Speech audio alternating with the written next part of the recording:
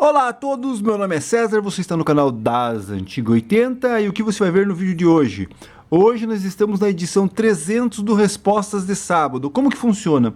O pessoal faz perguntas, críticas, sugestões, tudo sobre essa geração de equipamentos, eu vou falar sobre isso, e nos vídeos aqui, nessa sequência de respostas, eu vou respondendo. Então, hoje nós estamos no 300, lá no 299 o pessoal fez algumas perguntas que eu vou responder no vídeo de hoje, tá? Então é isso que você vai ver nesse vídeo. A gente vai conversar um pouco sobre essa geração de equipamentos. Então vamos lá. Lembrando que aqui nesse canal, então a gente só conversa sobre essa geração de equipamentos, como dos anos 70, 80, alguma coisa dos anos 90, aquilo que realmente vale a pena. Comparativos, opinião sincera, dicas, histórias, lives batendo papo, que mais? Respondendo perguntas como estou fazendo aqui, lives analisando o mercado do som vintage ou vintage como queiro, curiosidades, tudo sobre essa geração. Tem interesse? Inscreva-se no canal, ative o sininho que você vai ser notificado quando eu lançar um vídeo novo. O primeiro recado é que estou gravando esse vídeo aqui na sexta-feira à tarde, então se você fez alguma pergunta ou no sábado de manhã, ou na sexta à noite, ou até mesmo a sexta um pouco mais à tarde, eu também não vou conseguir responder, porque óbvio, já gravei o vídeo aqui 299, tá? Então esse é o primeiro recado. Segundo recado, plano de fundo. Plano de fundo aqui, tô mostrando um pouco da minha bagunça ali, ó, né?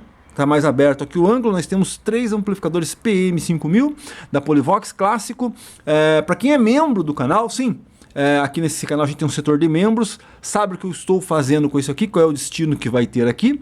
Tem alguns detalhes, algumas curiosidades sobre esses equipamentos. Quem é membro do canal tá sabendo um pouco mais, mas você que acompanha aqui, quer saber o que vai acontecer aqui, em breve eu vou fazer uma sequência de alguns vídeos mostrando esses equipamentos, o que está sendo feito, o que não é, o que tem, o que não tem, para você conhecer um equipamento desse, saber quais são os problemas que ele pode ter, ou que não tenha, ou o estado de conservação. Tudo sobre esses equipamentos em breve aqui no canal. Então inscreva-se no canal, ative o sininho, não esquece de dar o like para ajudar. Esse vai ser o nosso plano de fundo. Lá atrás tem um System One, aqui nós temos um outro equipamento branco, as caixas, uma bagunça lá, uns receivers mais antigos. Então é isso. Vamos lá, vamos começar aqui. Acho que de recado que eu tenho para dar é só isso por enquanto. Vamos lá então. Começar aqui as perguntas que foram feitas lá no 299, repetindo aqui no 300 eu vou responder. Começando, Vladimir Espíndola. Vladimir Espíndola é membro do canal, ele sabe o que eu estou fazendo aqui, viu os detalhes aí desses equipamentos, tá? E sabe também dessa série que eu vou fazer, o que eu vou mostrar, o que eu não vou. Vamos lá, vamos ver o que o nosso amigo Vladimir está perguntando aqui. Opa César, vim marcar presença aqui no número 300, desta série que eu curto muito. Acabei de assistir seu vídeo comparativo dos equalizadores Cygnus GE1800 e GE1800X. Ponto, né? Eu fiz um comparativo entre o 1800 e o 1800X. O que muda esse X aí? Se eu lembrar, vai estar aqui na descrição, ou digite aí no YouTube 1800 versus 1800X, você vai entender que são equalizadores da Cygnus. Continuando. E vim acrescentar 2 detalhes que você não citou. Primeiro, os 2 knobs das réguas são de tamanho diferentes. Os do 1800 são maiores se comparado aos do 1800X. São bem parecidos, mas de tamanhos diferentes. Segundo, a furação do painel aonde vão os LEDs do overload, né? Overload ou load, ou como vocês quiserem falar aí, de ganho e de ganho são em lugares ligeiramente diferentes. No 1800 eles estão mais distanciados se comparados ao do 1800X. Te mandei um vídeo mostrando em detalhes.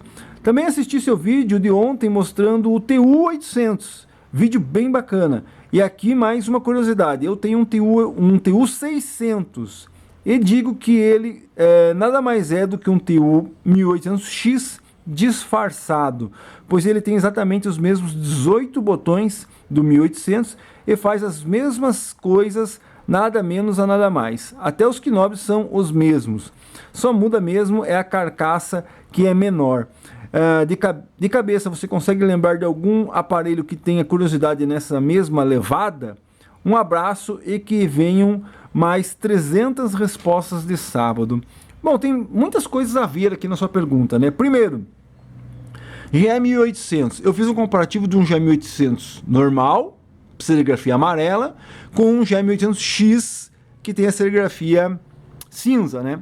Só que você tem que entender o seguinte, esses equipamentos foram fabricados de 84, 85 até os anos 90, até o final da Signos. Então, ele, né, e alguns equipamentos, o G400, por exemplo, o equalizador sempre foi utilizado, equalizador nos sistemas. Então, o que acontece? Eles sempre foram vendidos, né, sempre foram fabricados. Então, você imagina, ele foi fabricado de 84 até 90, 6 anos aí de fabricação, e a Signos mudou muita coisa neles, né? Então tem exemplo, eu já mostrei aqui no meu canal, acho que até no setor de membros mesmo, que existe GE1800 com régua, né, a régua mesmo, de plástico. Esses que você me mostrou no vídeo ali, os dois são de ferro, as réguas, que são melhores as réguas. Tem GE1800 que você tem o center lock, né? Então quando você vem girando assim, trava no meio, para você saber onde está o zero do equalizador. E tem GE1800 que você passa reto e não tem center lock. Quer dizer o quê? A chave, né, a régua de equalização, elas foram sendo alteradas aí com o tempo e depende da disponibilidade do fornecedor.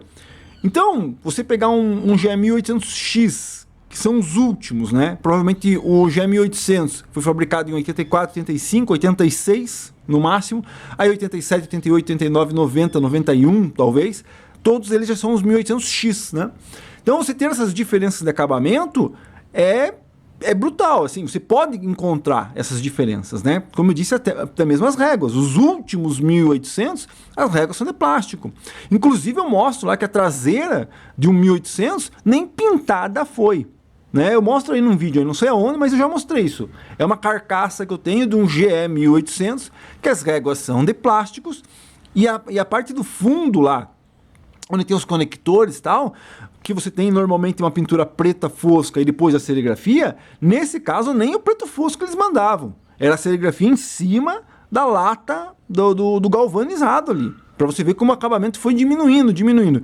Então você encontrar equipamentos que têm algumas diferenças de configuração, na parte estética, na parte de montagem, é fácil, não é difícil, certo? Inclusive naquilo que você me mostrou ali, se eu não me engano, eu não consegui ver bem direito nos vídeos, mas eu consegui verificar que eu acho que o teu 1800X está com botão de 1800, porque normalmente o 1800X ele vem com os detalhes no meio do botãozinho ali em cinza, e se eu não percebi direito, o teu tá todos são amarelo, e amarelo é só no 1800, você entendeu? Então eu vou ter que dar um pause aqui, peraí. Então, continuando, você pode encontrar muita coisa, né? É feita assim, às vezes diferente, com detalhes diferentes, com acabamentos diferentes, você pode encontrar, né? Inclusive, eu peço para você dar uma olhada, num dos teus botões ali, você percebe que um fundo, se você olhar assim, você tirou os botões, um fundo, ele é preto, assim, a parte de baixo, né, do botão de pé assim, a parte de baixo, e um é cinza. Tem que verificar, porque hoje em dia tem muito desses botões sendo feitos réplica. Então, réplica de resina. Veja se um dos seus botões aí não é réplica de resina, né? Porque existem sim réplicas hoje em dia, né? Então, você pegando mesmo uma réplica, olhando, analisando, batendo, para você descobrir se realmente é original ou não, você entendeu? Então tem que verificar. Mas o ponto principal aí do teu questionamento do GE1800 é justamente isso, tá? Por quê? Porque foi fabricado muito, então talvez aquele que eu tenha pego ali para fazer o comparativo, eles sejam meio que iguais, né? Tem a mesma base, mas depois a Signos mudou e começou a utilizar um outro fornecedor e daí mudou ali alguma coisa, né? Então tem isso sim, tá? O que mais que você me perguntou aqui? Com relação ao 600, né? Os tuner, né? Basicamente os tuners são sempre os mesmos. A linha 600...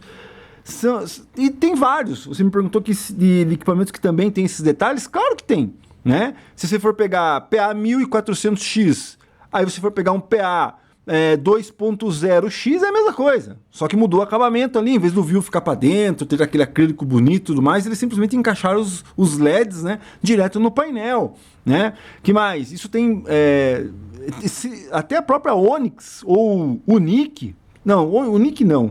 São essas marcas que vieram depois da Signos, entendeu? Tem equipamentos que são iguaizinhos os equipamentos mais antigos, mas tem acabamento diferente. O próprio PA 1800X tem uns que tem os botões ali, que tem um acabamento em volta, que são os botões mais simples, são mais modernos, entendeu? Que são assim, aqueles que já estavam quase virando outra coisa, já não eram mais Signos. Então sim, a indústria nacional tinha esses detalhes. Se você for pegar Polivox 5000, é a mesma coisa. Não, vou comprar um botão aqui porque está faltando o meu, mas você tem que saber qual que é o teu outro botão. Nesse mesmo conjunto aqui, ó, nesses mesmos 3 equipamentos, um não é igual ao outro. Né? Para quem vai acompanhar os vídeos da série lá e para quem é membro, tá vendo que um não é igual ao outro. Um tem um acabamento, outro tem um diferente. Olha aqui, ó, dá para ver aqui, entendeu? Então nunca é difícil de você dizer que é o mesmo equipamento. Bem complicado, não é fácil não. Você entendeu? Então tem esses detalhes, essas diferenças, essas curiosidades que às vezes a gente pega um equipamento e tenta comparar ele com o mesmo equipamento e puxa, mas tem um outro que é diferente, né? Então existe isso mesmo e eu não sei o que está acontecendo com a minha plaquinha pendrive. Eu acho que ela tá doidona, ó. Começou a bater os views, vou ter que desligar de novo e ir lá mexer na plaquinha. Então vamos lá, voltando aqui. Tem algum mau contato no pré ali, tá? Muito obrigado pelo comentário. Se ficou mais alguma dúvida, alguma questão que você queira colocar aí, coloque, a gente conversa no próxima edição. Geraldo Teixeira. Olá César, parabéns pelas 300 respostas de sábado. É um canal de excelente conteúdo com dicas e discussões saudáveis. Mesmo sendo sobre política, sempre aprendo algo positivo. Deixe sempre a porta aberta para o teu dog circular pelos equipamentos. Assim como a RCA tinha como símbolo o dog ouvindo ou admirando um som vintage. Vida longa ao canal. Com certeza, né? Aqui eles estão meio que liberados, né? A fazer o que quiser, até tomar nosso tempo às vezes, porque tem que resolver problemas deles. Mas o que acontece é o seguinte, né? Outro dia, já que você comentou sobre isso, né? Eles vão ficar sempre aqui, sempre vão estar presentes aqui. Agora eles não estão aqui, se escutou que eles estão lá embaixo, né? Mas o que acontece? Uma coisa que aconteceu aí de alguém, né? A gente viu aí nos Estados Unidos, né? Teve uma repercussão de um canal que o cara mantinha o cachorro atrás, assim. E daí o cachorro começou a se mexer e tal. Ele ficou nervoso e falou assim: fica quieto. E o cachorro deu um grito. Uau! Aí o pessoal, internet é foda, né, cara? Se você botar isso aqui numa televisão Full HD grande pro cara, vai falar assim: putz, olha lá, César, teu sofá ali tá com sujeira lá embaixo. Aqui você já sabe que aqui é acumulação, né?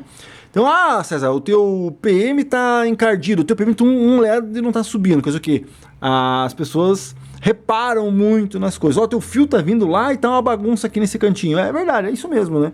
É por isso que eu tô me desfazendo de um monte de coisa para tentar melhorar aqui a situação. Então, esse canal, né, mantinha o cachorro lá atrás e de repente o cachorro começou a se mexer, o cara não gostou muito, de repente o cachorro deu um grito e ficou lá atrás. Aí foram descobrir que o cara tava usando um negócio para fazer o cachorro aprender e tal, e era um choque. O cara se ferrou, né, porque o cachorro tava lá e ele queria que o cachorro ficasse uma estátua lá atrás, só para ficar de bonito lá atrás. E aí, conforme o cachorro se mexia, ele dava um choque no cachorro, o cachorro ficava quieto lá atrás. Quer dizer, que tava domesticando o cachorro para o cachorro só ficar como se fosse um quadro lá atrás. É a mesma coisa que eu tô aqui com os PM5000, agora eles começaram a bater tudo errado ali, eu vou meter um chute nos aparelhos para ele parar. Ou falhou um VU lá, eu vou meter um pé aqui. Né? Todo mundo fala assim: você trata os equipamentos assim? Mesma coisa, né? Mas sim, né? Se não fosse os doguinhos aí, seria bem complicado. Eu gosto muito deles aí, tá? Júnior Gonçalves. Boa noite, César. Graças a Deus. Valeu, muito obrigado pela participação. Deixa uma pergunta para a semana que vem. Alois. Uhul, 300. César, você é campeão. Viu a mídia fez uma reportagem que achei interessante. Mais de 50% do público de uma grande loja em São Paulo são jovens procurando vinil. Na reportagem mostra também uma fábrica de vinil na ativa, a todo vapor. Sucesso e vida longa ao canal. Parabéns. Cara, eu vou ser bem sincero com você. Eu fico distante dessa história de vinil, você entendeu? Os equipamentos é uma coisa. Essa história de vinil é outra. Apesar da modinha estar vindo para o vinil também, desculpe, para os equipamentos também, tô preocupado porque sei lá o que está acontecendo com o meu pré. Bom, continuando, meu pré tá com mau contato, alguma coisa lá que ele fica travando os views. Mas vamos lá, vamos continuar. Então o que acontece? O vinil, né, eu separo. Tá, desculpa aí, mas eu separo. Essa história que começar a falar assim, nós estamos conversando sobre equipamentos de som, vintage e tudo mais, e aí vem alguém e fala de vinil. Cara, o vinil eu deixo separado. Claro, a gente gosta do vinil, a gente voltou de novo com o mesmo problema. vai ficar assim. Então o que acontece? A gente gosta do vinil, a gente é a mídia principal para essa série de equipamentos e tudo mais, mas eu separo, tá? Porque aquele cara que gosta do vinil, o cara pode ter um toca-discos novo, um amplificador novo, um par de caixa novo, né? E o vinil teve esse problema. Vou ser bem sincero, eu sou preconceituoso com relação a isso, sou. Né? Porque aquela pessoa que nunca deixou de gostar do vinil, que sempre trabalhou com vinil, que sempre gostou do vinil, tudo mais, hoje é prejudicado com esse modismo, né? Um vinil que você pagava R$50, hoje é R$500, por quê? Porque tem o Enzo, né? Porque tem o Enzo que paga, você entendeu? Os R$500, prejudicou o mercado, você entendeu? É óbvio que para o mercado de novo, não, porque se fabrica mais, aí quanto mais fábricas tiverem, mais concorrência tem e tudo mais, mas para quem gostava dos discos, os clássicos mesmo, os antigos, os de sebo mesmo, isso aí prejudicou muito, entendeu? Então, essa história de vir falar, não, agora a criançada tá gostando do vinil, eu vou ser bem sincero, deixa de lado. Eu não quero comparar a história do vinil, dele ter morrido, revivido e agora ser a modinha que tá, e misturar isso com os equipamentos, certo? A gente tem a modinha dos equipamentos, tem a modinha dos equipamentos, né? Eu tenho toque, cara. Voltou. César, mas e por que o de cima tá mais fraco? Porque o de cima tem a história dele lá, quem é membro sabe. Então o que acontece? Eu separo, certo? Vinil, a história do vinil é uma coisa, o cara gostar de vinil é uma coisa, o cara gostar de equipamento antigo já é uma outra coisa, né? Eu espero que quem gosta dos equipamentos antigos continue num ponto inferior ao modismo que virou o vinil. Mas isso é o meu ponto de vista, a minha opinião, tá? Se você quiser deixar a tua opinião, deixa aqui nos comentários. Continuando, Roberto de Aguiar, ótimo vídeo, valeu, muito obrigado, meu amigo. Continuando, Norton Luiz mandou aqui um valeu demais. Se algum vídeo te agregou, ajudou alguma coisa, se puder contribuir com o canal agradece, né? Ele sobrevive aí a contribuição do pessoal aí, tá? Tanto os membros como aqui o valeu demais ou o superchat, é isso que faz o canal continuar. E você, para quem acompanha todos os meus vídeos, percebe que quando eu tô meio desanimado, né? Então é isso aí, vamos lá. José Luiz, ou um equalizador, não entendi o que ele quis dizer aqui, talvez tenha mais coisa aqui para baixo, vamos ver. Júlia Quinones da Silva vamos lá. Júlia Quinones da Silva Castanho. Boa noite, amigo César. Você sabe em que ano a Gradiente começou a produzir e vender os primeiros tape decks? Bom, a história da Gradiente é aquilo, né, cara? Eu sempre falo aqui no meu canal, construir um amplificador, né, uma potência que nem aqui os PM5000, isso aqui é fácil, tranquilo, não tem problema nenhum, certo? Mas um tape deck que tem muita engrenagem, engenharia, é mais difícil, né? A Gradiente, na verdade, nunca produziu. Eu não conheço nenhum tape deck que seja exclusivo Gradiente, né? Na verdade, eu não conheço nenhum tape deck nacional que seja exclusivo nacional. Todos têm ali componentes, né, que vieram de fora, ou mecanismo, sempre tem alguma coisa assim. Diferente disso aqui. Diferente do amplificador. Por quê? Porque nesse amplificador aqui, se você for ver, os botões feitos no Brasil, os LEDs feitos no Brasil, os transformadores feitos no Brasil, capacitores feitos no Brasil. A única coisa que vem de fora talvez seja os transistores, né? Que isso não eram fabricados no Brasil, eram Toshiba ou RCA, alguma coisa assim. Chaves. As chaves tem uma versão que é japonesa, tem uma versão de chave aí que é nacional. Então, cara, desses equipamentos aqui, digamos que 85, 90% é nacional. Já um tape deck é o contrário, 95% é feito fora. Então a Gradiente poderia mudar o acabamento de um VU, poderia mudar o acabamento de um botão, poderia mudar o acabamento de um painel, ou fazer o painel, mas o resto era tudo importado.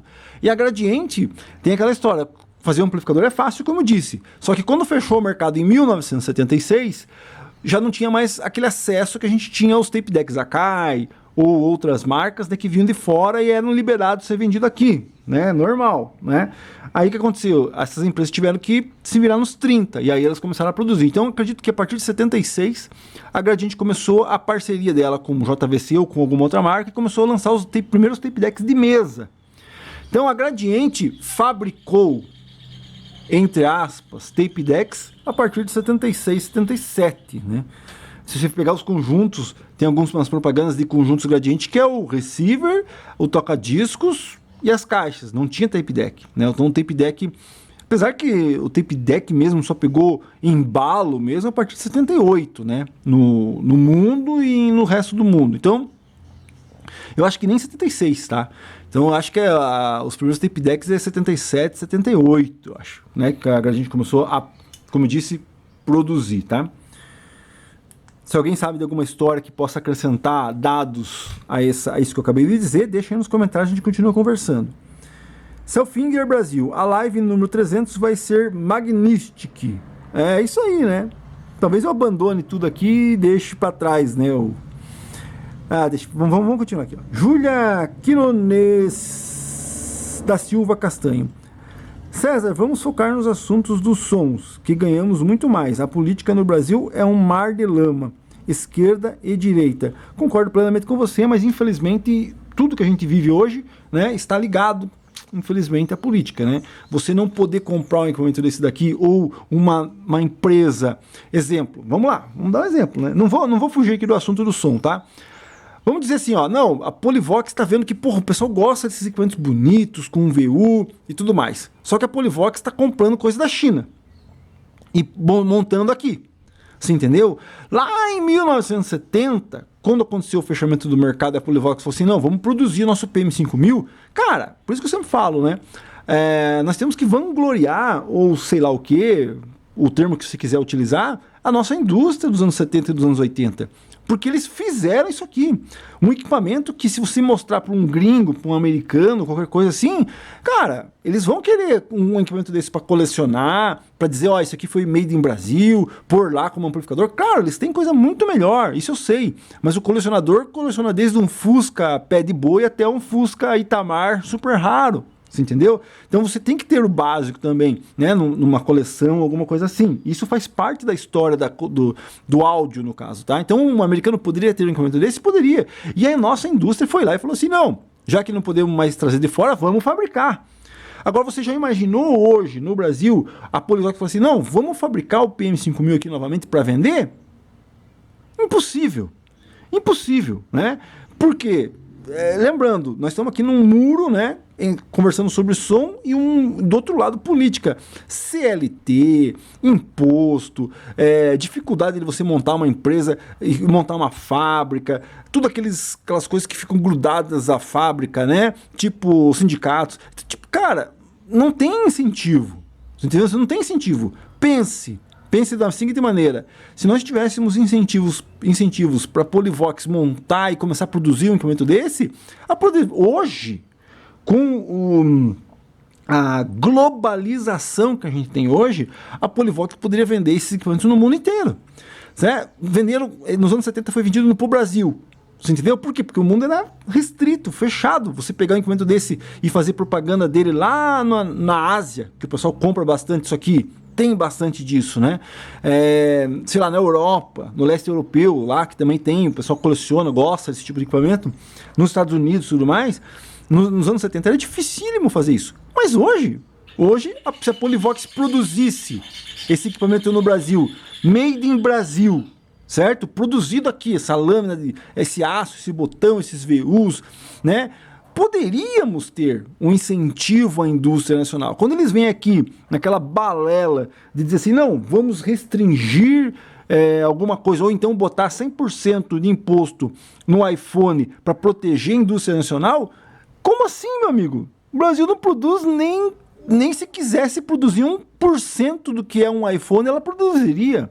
Você entendeu? Nada. Então não tem como se falar assim, não, estou botando 100% de imposto nesse iPhone, certo? Para a indústria nacional ser protegida. A indústria nacional não fabrica nem 1%, nem a capinha do iPhone, a indústria nacional não fabrica, ela vem da China, né? Então isso é balela, uma mentira, né? Então quando você fala assim, não, então tá, César, como que a gente poderia incentivar a Polivox a produzir? Baixando todo tipo de carga. Carga tributária em produção e em consumo tem que ser zero.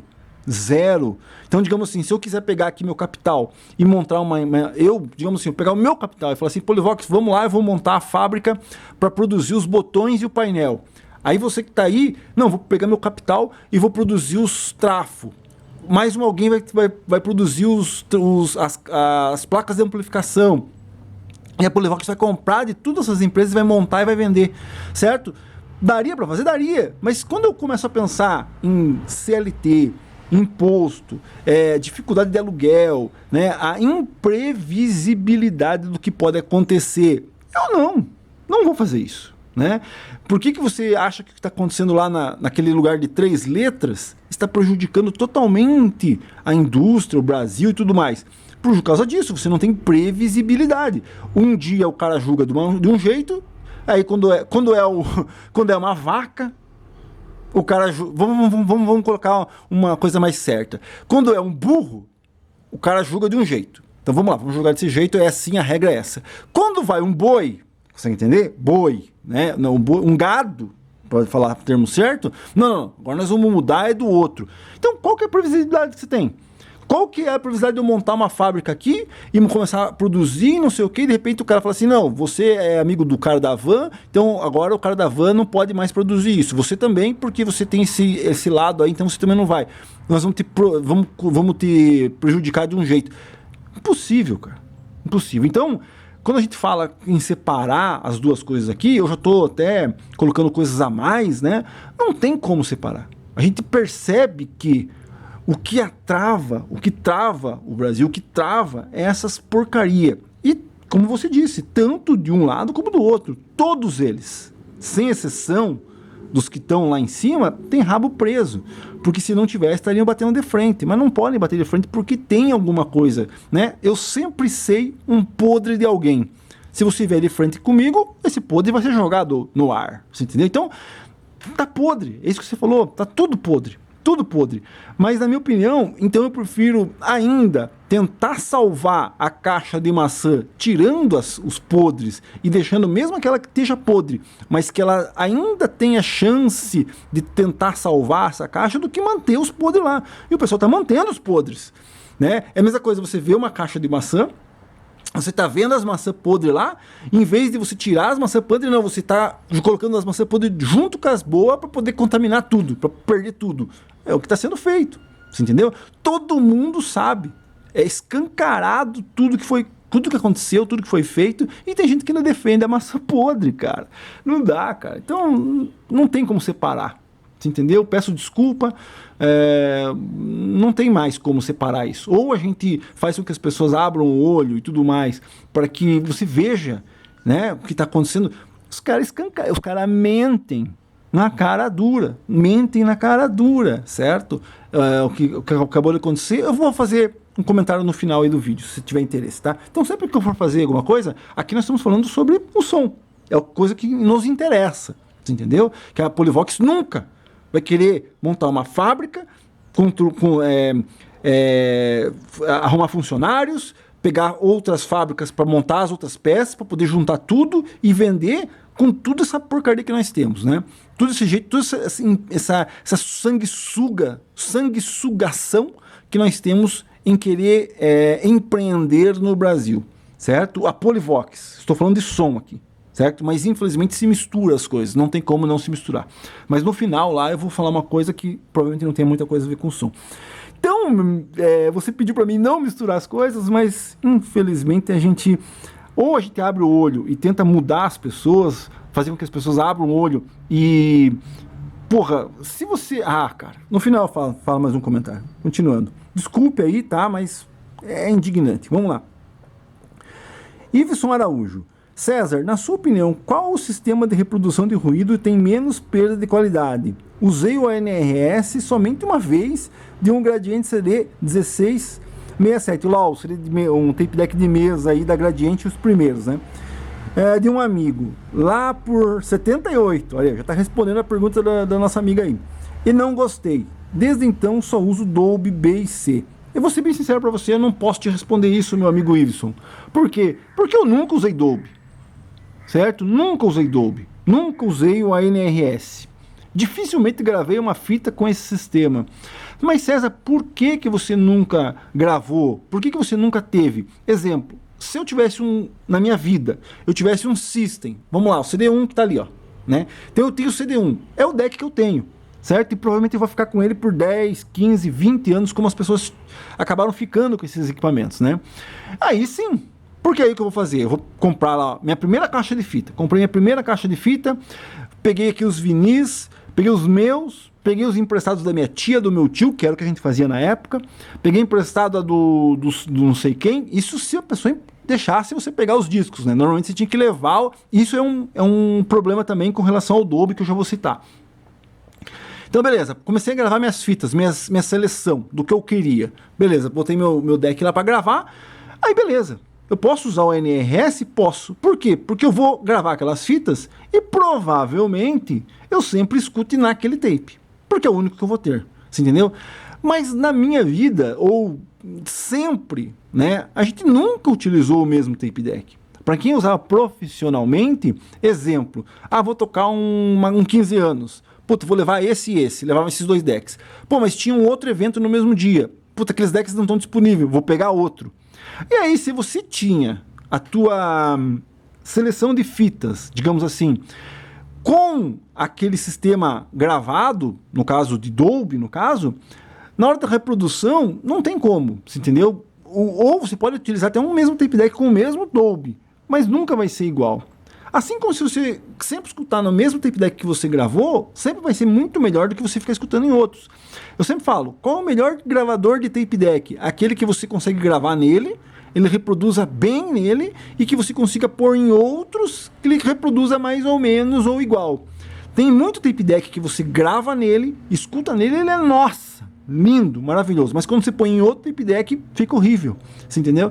Então, para quem tinha esse tipo de problema, ou não, né, de você ter vários tape decks, era você montar a tua seleção de fitas com um carimbo Dolby, a NRS, certo? Não era legal. Então você desligava. Bom, desligo isso. A partir do momento que eu vou escutar num tape deck que ela não está carimbada ou com Dolby ou com NRS, não vou ter nenhum tipo de problema com aquela fita, né? E aí, mas César vai perder agudo, vai ter não sei o que. Bom, beleza, utilizava o equalizador, você vai lá, né? Aí esse deck aqui, eu cansei de fazer, sabe como? Que tipo de ligação você fazia? Eu tinha 2 tape decks, um mixer e 2 equalizadores. Como assim, César? Para que 2 equalizadores? Porque eu colocava entre o deck e o mixer um equalizador. Então, digamos, se eu soubesse que um dos meus tape decks ele estava meio ruim de agudo ou não reproduzia direito agudo, eu colocava um equalizador e eu conseguia equilibrar o deck que estava ruim de agudo com o deck que estava bom de agudo. Ou, exemplo, se você pega, aqui não vai aparecer, mas tem ali, aqui ó, o CD2800, tá vendo aqui ó, CD2800. Ele é um tape deck muito bom de grave, mas de agudo ele é meio que normal. Se você pega o próprio 5500 que está ali em cima, não, ou um 5500, ele é bom de agudo, mas o grave é meio morto. Então, se você coloca um equalizador ali, você consegue equilibrar isso, entendeu? Para fazer a mixagem ali, para ela ficar o mais perfeita possível. E aí, a tua resposta é, eu nunca utilizei nem Dolby, nem a NRS. Então, eu não posso te dizer nada. Você entendeu? César, mas por que você não faz um teste hoje? Cara, hoje esses tape decks têm 50 anos, né? Então, eu não posso bater o martelo sobre o NRS ou o Dolby com um exemplar que eu tenho aqui. O meu exemplar pode estar com o Dolby saturado, pode estar com o NRS com problema em calibragem. Não tem como saber. Então, essa pergunta de dizer qual deles é melhor, talvez se você pegar um equipamento, colocar no osciloscópio, daí injetar um sinal, gravar esse sinal e depois analisar o sinal que está reproduzindo no mesmo tape deck, né? Porque aí temos aquele problema. Exemplo, vou analisar o NRS do CD1. Beleza. E vou analisar o NRS do CD5500, certo? Fica fora. Por quê? Porque no 5500 eu posso gravar uma fita metal com o NRS ligado e tocar muito bem. A partir do momento que eu vou gravar no CD5500 que não tem fita metal, já prejudica. Então você comparar uma fita cromo com uma fita metal, prejudica. Eu teria que usar uma fita normal aqui e uma fita normal aqui, você entendeu? Então poderia ser feito esse tipo de teste? Poderia, né? Mas hoje em dia, eu acho que a diferença se tiver algum tipo de diferença, é mínima, né? Porque é óbvio que a JVC, quando lançou a NRS, ela lançou para competir com o Dolby. Então ela era praticamente a mesma coisa. Se o NRS fosse muito melhor que o Dolby, as pessoas não utilizavam mais Dolby, utilizavam a NRS. Você concorda comigo? Né? Claro que aí o assunto pode ficar até mais longo. Exemplo. César, a Sony lançou o Betamax, né? Então você tinha a fita Betamax e daí você tinha... o que acontece, né? Na época, a Philips e não sei mais quem lançou o VHS, então você tinha o VHS. Mas a Sony, como não tinha direitos ao VHS ou não queria pagar a patente ou alguma coisa assim, lançou o Betamax. Então você tinha o Betamax e o VHS. Então o VHS durou por muito tempo. Todo mundo utilizou e tudo mais. Então você leva na consideração, que assim como eu estou dizendo do NRS e do Dolby, que o Dolby é utilizado por muito tempo. O NRS morreu aqui, né? Então, se você falar assim, não, então o Dolby é bom porque ele foi utilizado por muito tempo. Aí eu quero fazer a comparação do VHS. O VHS foi altamente utilizado, amplamente utilizado. E o Betamax morreu. Lá no Japão, alguma coisa aqui ou alguma coisa profissional. Então quer dizer que o VHS é melhor que o Betamax? Não. Não, o Betamax é a imagem, tudo superior ao VHS. Mas por uma questão, ou até mesmo de preço, ou até mesmo uma questão da própria indústria, né? De querer oferecer alguma coisa que, com parceria, exemplo, a Betamax era só Sony. Aí o que acontece? Inclusive, é uma das coisas que pode ser que a Sony, por causa do Betamax, tenha comprado gravadoras. Como assim? Porque você sabe que a Sony é dona, né? A Sony Music, né? Então o que acontece? Quando a Sony lançou o Betamax e a Philips lá, outra marca, lançou o VHS, só que a Sony tinha que pagar para as produtoras fazerem os filmes em Betamax. A Philips tinha que pagar para as produtoras para lançar os filmes em VHS. Provavelmente teve um complô ali entre as produtoras para que só fosse lançado o VHS. Então, a indústria não beneficiou a melhor mídia. Pelo contrário, ela fez lobby para lançar ali a mídia mais barata, mas que não era a melhor. A Sony provavelmente ficou para trás porque não tinha um contrato com as empresas, né? Tanto é, se você pegar um Betamax, normalmente é só fita que você gravou, mas tipo fita oficial, o filme Top Gun em Betamax. Difícil. É a mesma coisa que aconteceu com o MD. E eu acho que até foi por isso que a Sony falou assim, não, então em vez de eu ficar lutando para ter acesso às produtoras de filmes ou de música, a própria Sony comprou, né, as produtoras e elas mesmas lançam, né? Que é a história do cassete, né? Por que o cassete... por que a Sony conseguiu... O CD, na verdade, né? A Sony conseguiu ser muito melhor. Porque ela falou assim, não, eu não preciso pagar para as produtoras para lançar aquele artista em CD. Por quê? Porque aquele artista já é meu, já sou dono da produtora. Você consegue entender? Então são questões, né? Então nem sempre o melhor é aquele que foi amplamente utilizado. No caso, então, o Dolby, se for usar essa lógica, o Dolby pode ser que não seja melhor que o NRS, né? Então são teorias, coisas que a gente vai tentando entender da indústria. Lembrando, nem sempre aquele assunto é aquilo e acabou. Você tem que usar como exemplos o que se era utilizado, qual eram como é que eu posso dizer, as nuances de como era a indústria para você saber o que é o que não é. Vou dar outro exemplo, já que estamos aqui num papo interessante, né? Para mim é interessante. É a mesma coisa a Polivox. César, o A1 veio antes do PM5000, né? Porque foi lançado antes do PM5000. Não. Aqui nós temos uma bela história de que o PM5000 já era um projeto que a Polivox estava elaborando e por algum motivo a Gradiente ficou sabendo disso e acabou lançando, mas isso vai ficar para um vídeo em breve, né? Então são coisas que a gente vai tentando entender da indústria aí, né? Se você vamos lá, agora o Cezão vai dar lição de moral, né? Em vez de você ficar aí assistindo A Fazenda, Big Brother Brasil, ou então os jornais aí que só mentem para você, hoje é fácil. Você entra no YouTube, você está aqui no YouTube, né? Digita aí Story Channel e você vai conhecer tem várias histórias dos empresários. Então tem várias histórias da Hasbro, que é de brinquedos, né? Como ela conseguia matar os concorrentes. A própria história do VHS tem aí também no History Channel.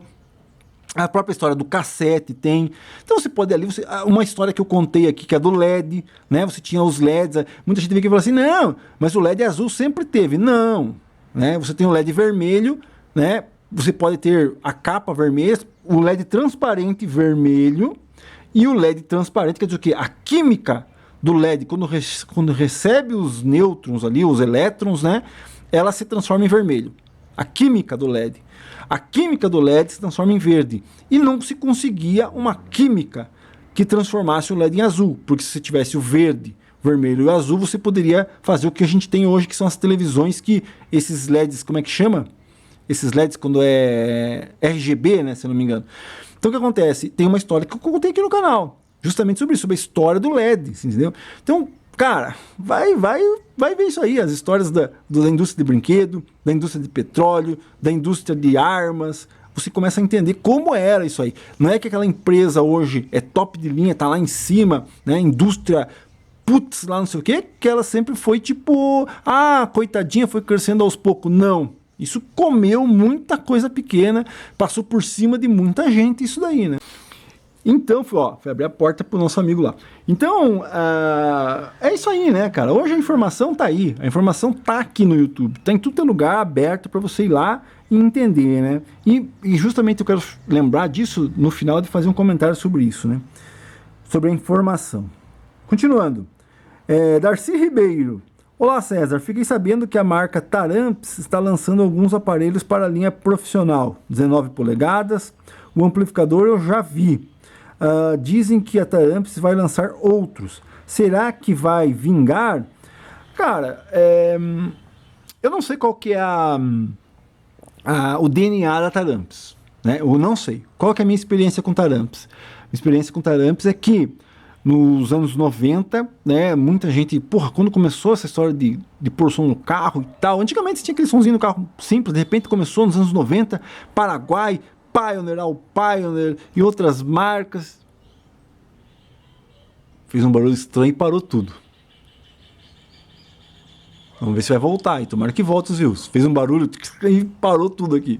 Não sei. Aqueles LEDs lá é o problema nesse PM aí, tá? Então eu não sei qual que é o DNA da Taramps. Parou mesmo.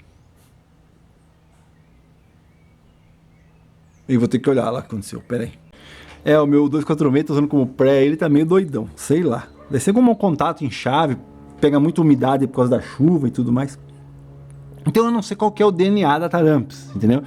A minha experiência é que a gente tinha esses equipamentos de som dos anos 90 e tal, e muitas empresas começaram a fabricar, né? Propriamente as empresas que a gente conhecia na época, Novik, fabricavam alto-falantes automotivos e tudo mais, e começou Aquarius, que mais? Falcon, que mais? Então, e a Taramps não é dessa geração, dos anos 90, ela é um pouco mais recente, né? Ela começou a montar... parou de novo, cara. Ela começou a montar os amplificadores e tudo mais já na geração 2000 e pouco. Aí começou aquele amplificador muito forte e tudo mais. Mas o que eu posso te dizer com relação a isso, que bom, cara. Que bom que uma empresa que é nacional, né, como eu acabei de citar do problema dos Polivox, que bom que uma empresa nacional está tentando inovar e trazer produtos novos, produtos diferentes e tudo mais. Eu acho que... Voltou. Eu acho que é meio loucura hoje em dia, mas... Que bom, tomara que dê certo, tomara que fabrique coisas interessantes, né, pro nosso mercado, e não só coisas que às vezes é Taramps, mas é chinês, né? Então se vier e analisar o mercado nacional, verificar o que o mercado nacional está querendo, verificar o que o mercado nacional está disposto a comprar, qual que é a falta de produtos, o que falta no mercado nacional e suprir esse mercado, é interessante, né? Só que a gente tem aquele preconceito com esse tipo de marca, né? É a mesma coisa a CCE montar um super equipamento top, não sei o que, lindo, maravilhoso, mas, cara, sempre vai ser CCE, né? Esse é complicado. Continuando, obrigado pelo comentário. Júnior Gonçalves, deixa eu te perguntar isso. Você teria um painel frontal do CD5500 com a serigrafia boas para mim vender? Não, infelizmente eu não tenho. Devo ter um painel aí de 5500, de alguma carcaça aí, mas já é com serigrafia já judiada. Infelizmente não tenho nenhum painel de 5500. Sérgio Vedolin é membro do canal, agradeço de coração, muito obrigado pela participação. Olá César, recentemente adquiri um mixer Nashville NX 1900. Inicialmente estava funcionando, mas outro dia testando algumas ligações, o canal direito parou de sair som. Troquei cabos, inverti ligações, mas parece que é na saída mesmo. Será que tem conserto ou já era o aparelho? Não, mixer é um sistema eletrônico simples, né? Eu desconfio que não é. Se parou um canal, verifique chave. Verifique chave, ó. Se eu mexer aqui, ó, vai parar um canal. Hein? Você entendeu? Essas chaves dão muito mau contato. E no NX 1900 tem, se não me engano, as chaves do CUI, tem um monte de chave. Vai apertando elas lá e, né, fique monitorando o áudio para ver se ele volta ou não. Vai apertando elas que uma hora ou outra vai voltar. Faça a limpeza dos potenciômetros, limpeza do potenciômetro de volume, limpeza do seletor, né? Você pode tentar tirar esse problema só numa limpeza ou alguma coisa assim. E eu acredito que possa ser isso mesmo, tá? Você é membro do canal, né? O que eu posso te falar? É aquilo. Se você não sabe como fazer uma lubrificação com álcool, né? Seringa, injeta o álcool, injeta lá nos potenciômetros, dá com o aparelho desligado, limpa, vai girando, vai mexendo. Cara, eu tenho quase certeza que se ele estava funcionando e parou um lado, é algum mau contato em alguma chave. Continuando, tem um SR4000 para melhorar um módulo 160, um módulo 126 gradiente? Pergunta. E eu acho que é essa pessoa que perguntou aqui, ou um equalizador, né? Então ele tem um SR4000, que é um receiver da... 4000? SR4000 pode ser um receiver Marantz, pode ser um receiver CCE, tá? Se for um Marantz, você fala assim, pô, então o Marantz é muito melhor que o CCE, César. Não. Nesse caso eu até preferi o CCE do que o Marantz, né? No caso da linha SR da Marantz. Mas é questão de gosto, né? Então, tanto se for um SR4000 ou se for um SR, um CCE ou um SR4000 Marantz, né? Não adianta nada se pôr um 160, né? Você já tem um amplificador, certo? Com 2 canais. Então, se você tem tipo 2 caixas, tem um amplificador com 2 caixas aqui, tô tocando, beleza. Eu vou ligar mais 2 caixas. Aí talvez você acrescentar um amplificador seria interessante. Você entendeu? Agora, se você só tem 2 caixas, você quer colocar mais um amplificador, você não aumenta, você não consegue jampear. Exemplo, você tem 3 PM aí, César, certo? Só que só tem um par de caixa. Então você tem 150 e 150 watts naquele par de caixa? Não tem como colocar em bridge de esse com esse com esse. Ficar empilhando amplificadores. Isso a gente fazia com o amplificador Buster, né? Mas com esse tipo de amplificador você não consegue fazer.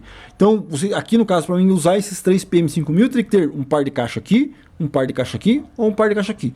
Ou um divisor de frequência. Aqui eu estou usando grave, aqui estou usando médio, aqui estou usando agudo, certo? Então não adianta você colocar mais amplificador no teu sistema, que não vai, a não ser que você troque, né? Então eu tenho um SR4000, deixo ele só como rádio, não uso mais o amplificador dele e uso o modo 160 para o amplificador. Mas a diferença de amplificação e ali talvez na tonalidade, porque você tem grave, médios e agudos, vai ser mínima, né? Não vai ser tipo aquele punch. Já um equalizador é complicado. Por quê? Porque um equalizador num SR4000 é bem difícil de fazer a instalação ali. Não é fácil. Ele tem sistema de chave de monitoramento, né? Não é aquele equipamento desse que você aperta ali monitor e já entra o equalizador. Tem uma chave que você tem que selecionar o REC, então é mais difícil. Mas acho que talvez no teu caso um equalizador seja a melhor solução, tá? Que mais? Então acabou aqui, deixa eu ver se tem mais algum. Já respondi aqui se ele quer um equalizador ou 160 ou 126. Então é isso. Esse foi o Resposta de Sábado número 300. Agradeço todo mundo que participa, todo mundo que fez comentários, que fez perguntas. Continue fazendo, que lá aqui no 300, que lá no 301 eu respondo. Se você tem alguma questão com relação ao que eu respondi aqui, alguma dúvida, alguma crítica ou alguma opinião diferente, deixa aí. Porque como eu vou falar agora sobre política, a democracia é isso, né? A gente pega os dois lados, pega o que você fala, o que você tem o direito de falar, eu tenho o direito de falar, a gente tenta juntar isso aí, tentar chegar num denominador comum, certo? E é isso aí. Então deixa aqui seu comentário sobre som, sobre áudio, a gente continua conversando no 301. Inscreva-se no canal, ative o sininho, não esquece de dar o like para ajudar, e tá fazendo uns instalos aqui, não sei. Estou mexendo nesse PM5000. Se você quiser saber um pouco mais, entre no setor de membros lá e depois assista os vídeos e saia, você que sabe. Ou então em breve vai ter uma sequência que eu estou pretendendo fazer aqui com esses PM5000, porque eu quero pôr alguns à venda e estou fazendo alguns vídeos, vai ser uma sequência aí durante uma semana para o canal aberto. Inscreva-se no canal, ative o sininho, não esqueça de dar o like para ajudar. Grande abraço, até a próxima. Bom, então e você que continua aí, né? Agora eu vou falar sobre política, já estou avisando, né?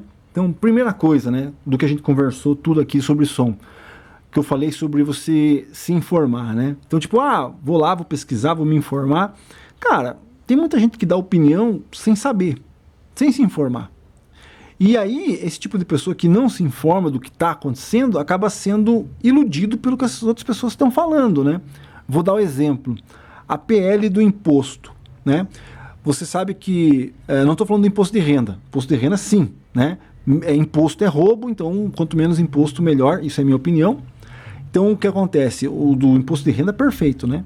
Melhorou, eu acho que vai melhorar, só que não se iluda achando que bilionários ou milionários vão pagar mais imposto, né? Vou dar um exemplo clássico, como eu falei do iPhone 17.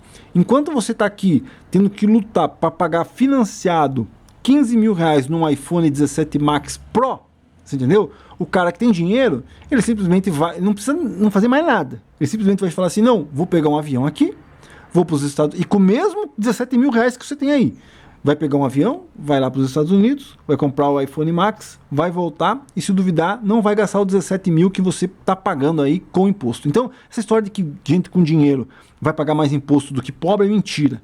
Porque enquanto, como eu disse aí no vídeo, durante o vídeo, enquanto o imposto ser sobre produção e consumo, o pobre sempre é o que vai pagar imposto. O rico sempre vai dar um jeito de comprar em outro lugar, comprar sem imposto, não tem como, certo?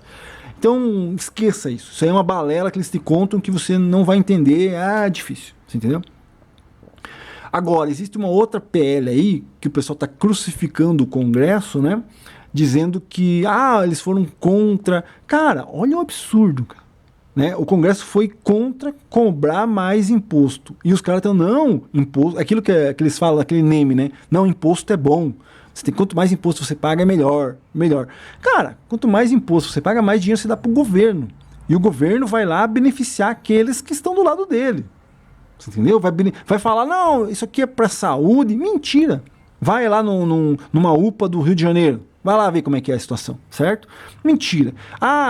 Isso aqui é dinheiro para tirar o pobre da miséria. Não tem. Vá aqui no centro de Curitiba, você vai ver um monte de gente na fila da marmita. O pastor da marmita, os caras estão tudo lá na fila. Você entendeu? Mentira. Então, o que? Eles vão fazer essa propaganda, mas quando você vê, o dinheiro é para quê? Para comprar Ferrari num cara que trabalhava no sindicato, que ganhava 7 mil reais por mês e tem uma Ferrari dentro de casa. Entendeu? Então não adianta, o imposto é para eles beneficiar os que estão do lado deles. Tanto de direita como de esquerda, provavelmente é assim que funciona. Então, quanto menos imposto, menos dinheiro está na mão das pessoas erradas. Você entendeu? Então, beleza. Só que daí o que acontece? Eles estão falando aí sobre o imposto agora.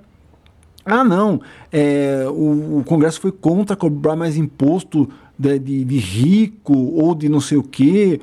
Cara, de rico é o produtor, aquele cara que produz. Aí, uma coisa que eles estão dizendo assim, não, foi contra imposto das bets. Vá se informar, meu amigo. Vá se informar. Um pouco antes de ser votado o imposto das bets aí, o governo tirou as bets de lado. Por quê? Porque eles são patrocinados pelas bets. Se as bets tivessem continuado ali com super imposto, cara, você quer jogar? Você quer jogar teu dinheiro fora? Aí eu concordo, cobra imposto. E desse tipo de coisa. Se você tem dinheiro para jogar fora, bancando bets, esse tipo de coisa, você tem que pagar o imposto mesmo. Aí eu concordo, que se dane. E não do cara que tem que comprar 1 quilo de arroz, 1 quilo de feijão lá, certo? Então, só que eles tiraram isso. Então quer dizer o quê? Quando foi barrado esse negócio de mais imposto, foi barrado do quê?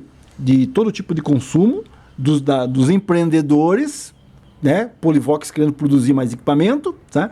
Foi barrado imposto sobre aplicação, certo? E aí a gente pode entrar num assunto mais difícil, que é o quê?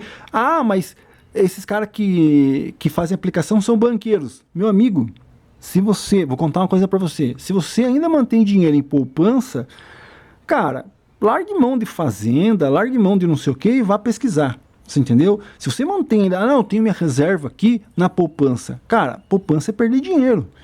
Todo mundo, toda a classe média está fazendo um investimento ou em fundo imobiliário, ou no CDB, ou no CDI e tudo mais, para se livrar de ter que ficar exposto ao INSS, a se aposentar numa pirâmide, certo? Que não tem futuro a pirâmide, não vai dar, isso aí vai acabar, vai explodir um dia. Então todo mundo está tentando fugir disso. E o que as pessoas fazem? Vão aplicar lá no fundo imobiliário. Então, e quem é que aplica? Certo? É o pobre, é o cara que quer fugir quer se aposentar com uma rendazinha lá no fundo imobiliário, no CDB ou em algum outro lugar. E os caras querem cobrar imposto desse tipo de pessoa. Entendeu? Os milionários, para você ter uma ideia, eles têm fundos próprios. Para você que não entende um pouco desse tipo de fundo, os caras têm fundo. Exemplo, enquanto eu estou lá aplicando num fundo que é aberto para todo mundo, os milionários eles têm fundos fechados. E nesses fundos fechados não se cobra imposto, cara. Então eles estão te mentindo essa história de que, não, vamos cobrar o imposto das aplicações porque é tudo banqueiro milionário. Não! Eles estão querendo prejudicar aquela pessoa que está querendo sair, fugir de pagar lá o INSS para se aposentar, porque está começando a explodir a pirâmide. Então, quanto menos pessoas no INSS ali, mais rápido vai explodir a pirâmide. E quanto mais pessoas pensarem, não vou pôr meu dinheiro aqui, vou pôr meu dinheiro lá, e lá vai render. Esse dinheiro aqui eu estou pondo aqui, vai estar sendo emprestado para Cuba, para não sei onde, não, vou botar aqui. E os caras querem botar imposto ali, onde a pessoa de classe média está fugindo, você entendeu? De ficar refém do INSS. Então, pesquise um pouco mais sobre isso. E a Bets, que era o lugar que realmente teria que ser cobrado o imposto, eles tiraram fora antes. Então, você aí que está defendendo, ou está escutando o pessoal de esquerda, falar assim, não, que o Congresso é contra o povo porque foi contra cobrar mais imposto de banqueiro, de pessoas que aplicam dinheiro, a classe média. Foi contra cobrar mais imposto da produção, daquele patrão vagabundo que produz PM5000, né? Esse é o teu patrão. Cara, não tem como, você entendeu? Então, e aí o ponto que eu quero chegar, né? Cara, se você não está informado sobre isso, se você prefere assistir a Fazenda, assistir outra coisa e não se informa direito sobre isso, não opine, cara. Não opine, né? Uma das coisas que eu estou batendo a cabeça aqui no setor de membros é sobre um equipamento que eu comprei e está dando problema e tudo mais. E aí você vê os caras lá, não, lindo, maravilhoso, tal. O cara usou uma vez, 2 vezes, certo? Nem testou direito, já faz vídeo dizendo, não, isso aqui é lindo, gostei, maravilhoso. Cara, eu estou testando já faz 1 semana para tentar falar sobre a minha opinião sobre o troço. Você entendeu? E já estou pegando um monte de defeito que ninguém fala. Então o que acontece? Você não pode acreditar naquele cara que usou 1, 2 vezes, né? Então, quanto mais você se informar, quanto mais você fugir disso, quanto mais você se aprofundar no assunto, você vai entender que o que está acontecendo é totalmente errado, né? Então meu conselho aqui no final do vídeo é o seguinte: tente procurar. Escuta o outro lado também. Escuta o que as outras pessoas estão falando, certo? Para você entender que, cara, os caras estão mentindo na cara dura para você. Na cara dura, já não tem mais vergonha nenhuma em mentir. Não, isso aqui é contra o povo. Cara, quem paga imposto é o cara que compra arroz, o cara que fabrica, o cara que... É esse tipo de pessoa, você entendeu? Grande abraço, até a próxima.